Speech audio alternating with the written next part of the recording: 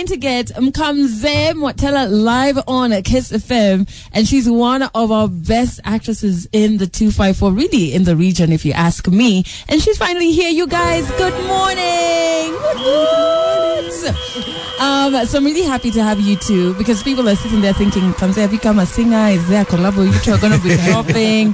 Why are you on Breakfast with the Stars? What's happening? We're going to get to that and more. But I think we need to give you a chance to tell us what you think was the most irrelevant thing you learned in high school. Gosh, I really have to think about that. It must have been something to do with math.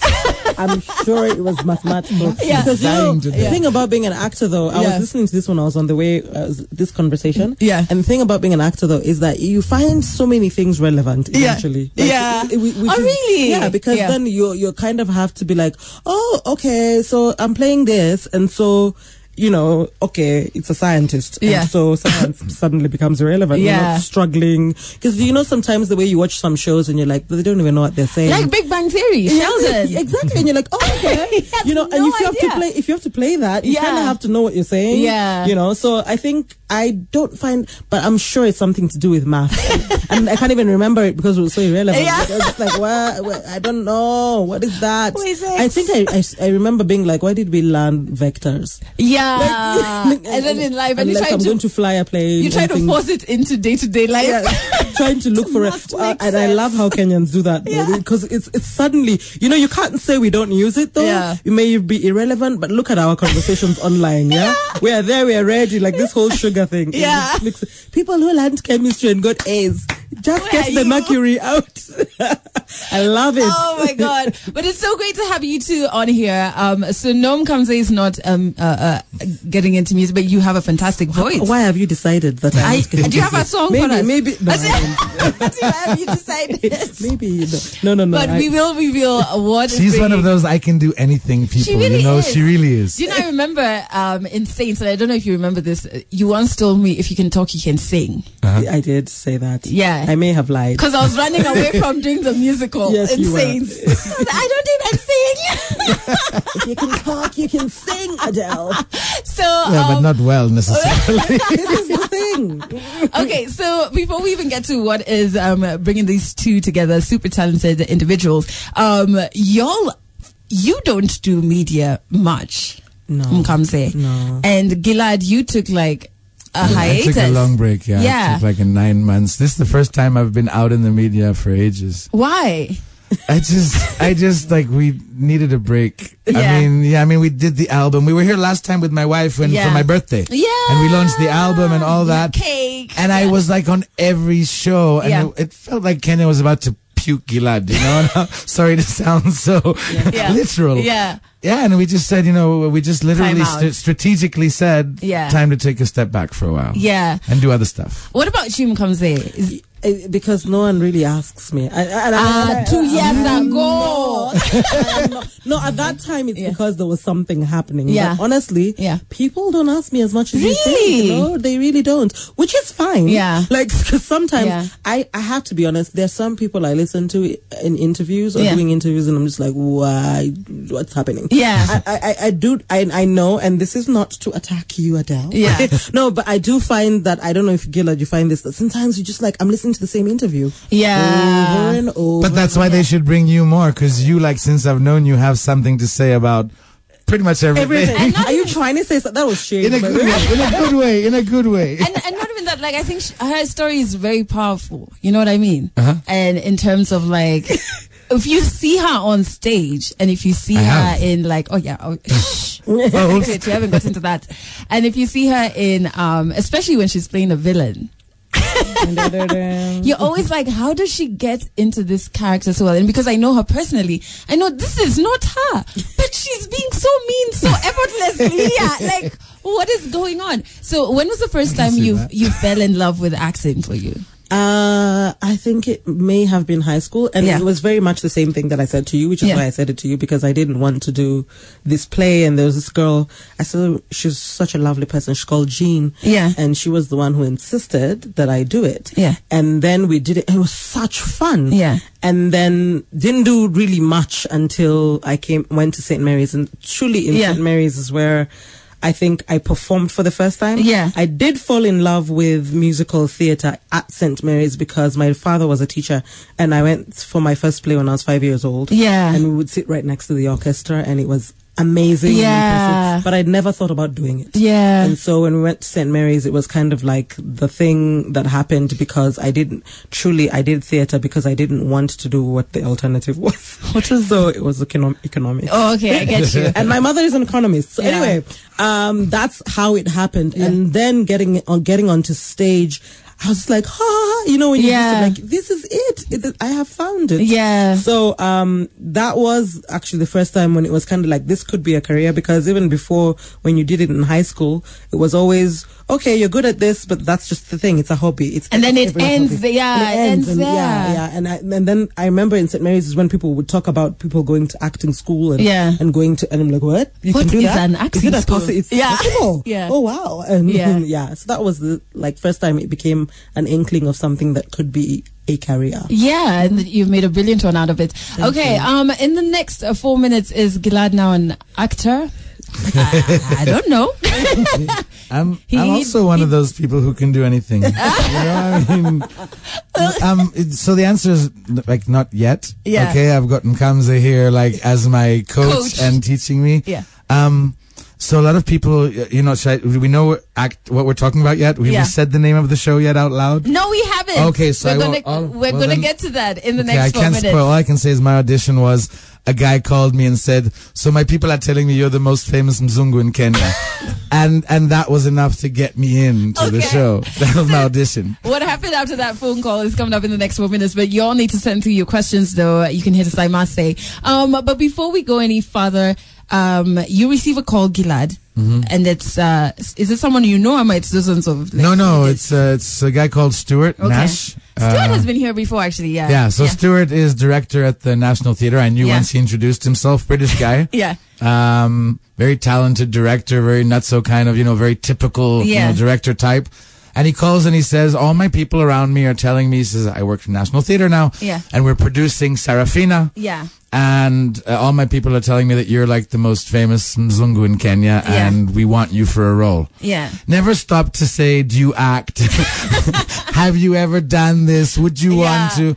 And pretty much told me you don't have any singing parts. There's no dancing parts. You just have to come in and be the villain. Be the bad guy. Isn't that like the worst? Because you sing. So if you had said that they sing. It's not just like, you sing. Oh, I get it. Adele, you know me. You know me well, okay? Do I come off as like the bad guy? No, you don't. Let me tell you something. Yeah. So this whole experience, I said yes, of course. Yeah.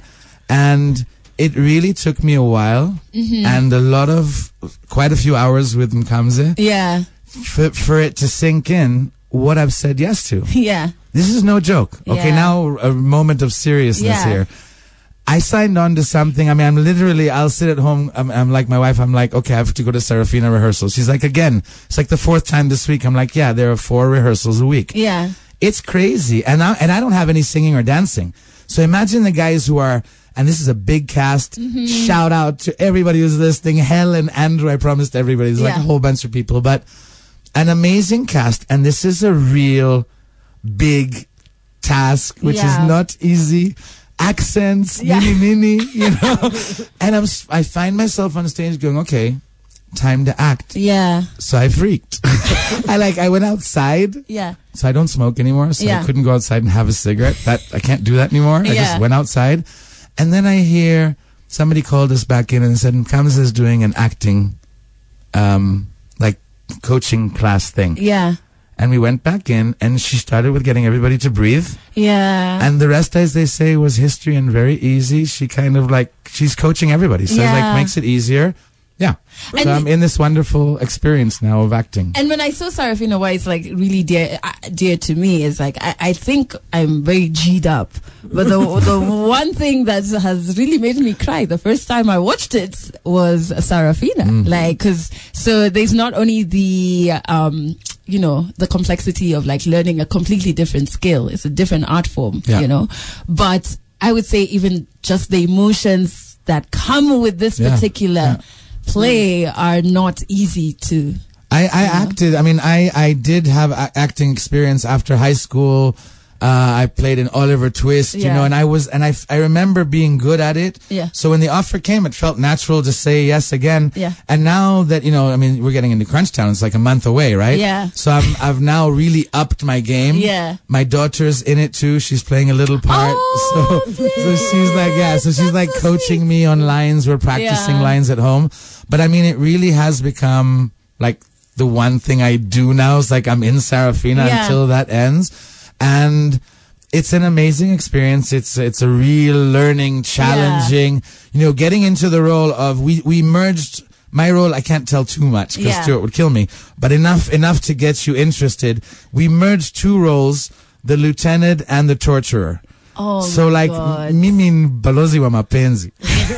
So, that's like when I need to a balozi wa mapenzi, I sing love songs. When you give love, you get love. Yeah. And here I am trying to do a South African accent, and I mean, I have to. Brenda Wairimu was playing Sarafina, and she's like amazing in her own zone. Mm-hmm. But of course, we're having fun behind the scenes. Yeah. And Brenda's all. So I'm on stage and I have to cuss. Yeah. Really badly. Yeah. I'm torturing this one here. Okay. And I have to really cuss at her badly on stage. And I'm thinking, okay, my daughter's in the plane. People are going to see me. And Brenda's capturing this on Twitter off stage. Yeah. And she tweets out, Gilad's having a really hard time cussing at rehearsal, you know? He really does, which is kind of sweet. And how is it for you? It's so interesting because my first ever professional production was Sarafina at the National Theatre 15 years ago. Wow. So it's really nice, first of all, to see that circle happen, and then now to be playing a different role. And I think that's, you know, because people are like, you know, some people are like, secretly isn't it hard? I'm like, but who wants to be playing 16 when you're my age? Yeah. I mean, you know what I mean? Yeah. I mean, she did play, the original lady, Leletti, played Sarafina when she was my age. Yeah. Which is interesting. Are you noticing how I'm not saying what they are? Yeah. I know how you scream. I'm like, here's where you insert numbers. We're all a very young production. It's a very young production. I don't mind saying my age, which is 36. Yeah. She was 36. Yeah. But I really love the idea that I could have done it then and do it now in a different context. Yeah. Because I think that's kind of really what at the time was absolutely not possible in theatre. I still remember people doing auditions and it being very difficult to find people past a certain age. Yeah. Because acting wasn't the thing that you did. So when people would get to a certain age, they'd stop. Or it was a hobby. It was a hobby. You had a family, you stopped. Yeah. And so now to be able to be doing that now and being like, oh, this is a thing now we do at this age. And we can say we did that then. We're changing the narrative. So it's a lot of fun, and it's a lot of fun to see, because musical theatre is a whole other beast. Yeah. There's theatre, then there's musical theatre, and it's just such a demanding thing, because it takes, you know, singing, you're dancing, you're acting. It takes a lot of being in the moment. It takes a lot of technical skill as well. Yeah. So it's not just about, oh, you know, I'm talented for it. It's a lot of hard work, which I, bless their hearts, I think a lot of people don't know when they come into it. They're just kind of like, oh, okay, this should be fun. I'm gonna sing. I'm talented. I'm telling you. Yeah. You know? So like we laugh at this, you know, like the first time I took them through a workout for the choreography, because the choreographer is this great guy called Alexis, but he's so nice and gentle, and I'm just like, no, people need to work out and they need to be fit, because otherwise they're not going to be able to do everything. Because you have to sing, dance, and so and act. And so these children, bless their hearts, are looking at me and she's like, she thick. And then we went working out, and they're like, okay. I was like, yes, honey. It doesn't matter your size. What matters is that you need to be able to do the following, and a lot of that is fitness. So it's been so nice to pass that on, but it's really nice also to do it with a different crowd. And what I was just telling Stuart the other day, that so many people who we did it with originally are coming, because they're like, I have to be there, you know. Yeah, it's like coming full circle. It's coming full circle. But it's been so great to sing musical theatre come back, because I think that's how we're made. Africans are really the people who sing, act, and dance. In a story, because that's how we tell stories. That's how it tells. Yeah, my mother does that all the time. She's like, and you know, then my grandmother, and I still remember. Then she starts singing, and you're like, okay, what's happening? So I think we really identify with that form of storytelling. Yeah, and I think that's why technically it tends to be more packed than it usually is. Whenever you go to schools here, you see kids, you know, doing the little, you know, the word, the poetry, and the dancing. It's very common here. you know, wherever you go around. Yeah. And I don't think we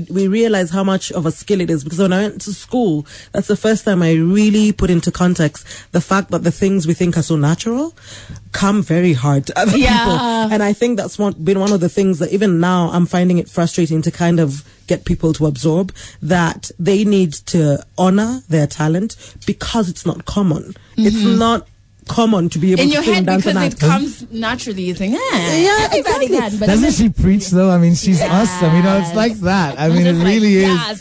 The acting guru, you know what I mean? It really is. And I love that I have the two of you here, because we get so many questions from Team Adele around auditions. We get questions from, actually, somebody brought me a script that they were writing, and I was like, I am not skilled in this. Wow. So we're definitely going to get into that in the next 3 minutes. Due to this song, Gilad is looking like a rock star, like shades.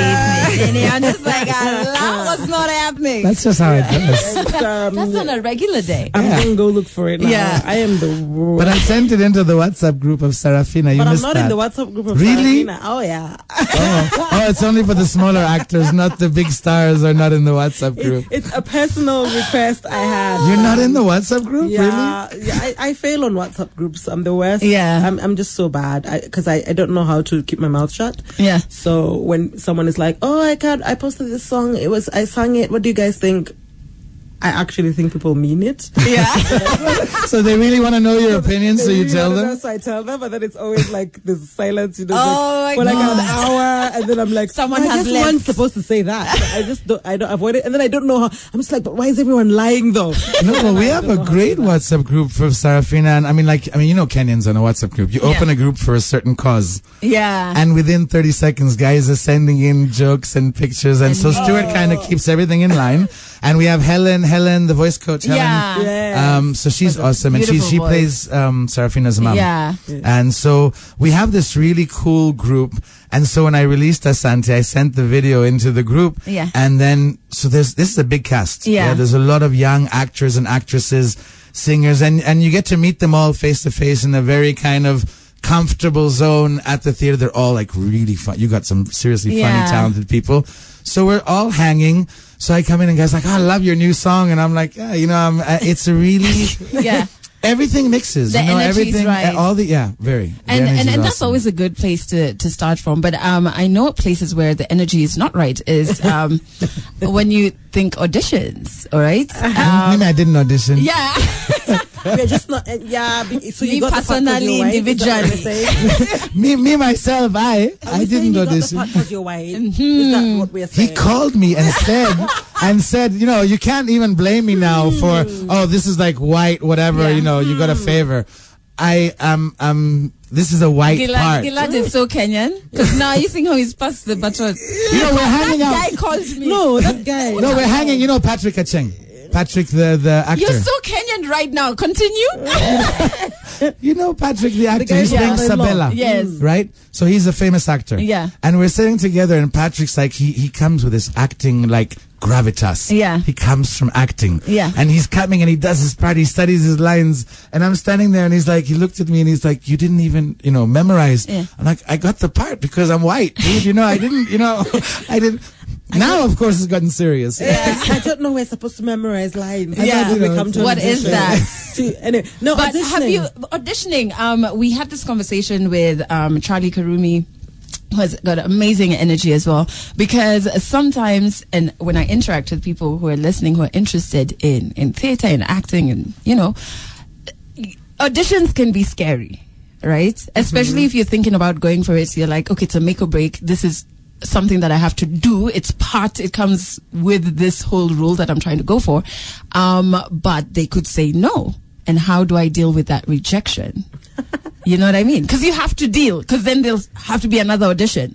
Yes. Yeah. I have such difficulty with like that idea of thinking that no is not normal. Yeah. First of all in life, because I'm like, no one has to have you.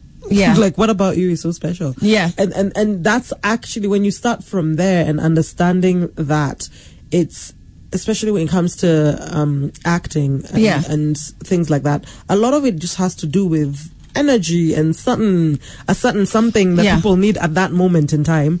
And sometimes it's like a chess piece, you know, if you do you fit into the group, you know, as well. And so and I tell people this all the time. I'm like, look, you could audition for Sarafina and be awesome, and then you could audition for Sound of Music and not fit, because it's also so many things. So there's so much to it. And I think when you are an actor, you have to straddle the line between being what people see as arrogant, which it's not, but knowing yourself and knowing that you're talented, and at the same time being humble. And for me, that means you have to know that you're good at what you do. And so that when you hear no, you know, it doesn't mean you're a bad actor. It means you're not the actor for the part. For that role, And that's how you deal with no. It's because it's not personal. And it's you really have to have thick skin. Actually, I worry so much about younger people because they really don't have thick skin. Which to me is so odd. Because I'm like, really? Over time, No. You have to have thick skin because it's not about, and someone can just say no because they don't like you, and it's fine, it's their production. They really are allowed to say no. It's also coming from that you're not entitled to anything, right? True. So number one, but the other part of it is when you're going into an audition, aside from that, that's how to deal with no. Deal with no the way you deal with no in life, which is that people are entitled to. Because it could be yes, no, maybe. No, we teach that failure is, in Israel, failure, it's known that failure is also success. When you hire someone, if they're from startups and they've gone through a failed startup, that's a good thing. It means they have experience. Know something, They have experience. If someone's done an audition and they've not done well, they have experience, in not doing well, they'll do better next time. Exactly. And you now know, and then you have to be able to have that as an artist, I think in general, you have to have the inner critical button that says, is it because I'm not good at that? Or is it because, do I need to go and learn something else? Or was I not the one for that particular moment? But when you're going into an audition, the other thing I tell people about energy is it's like an interview.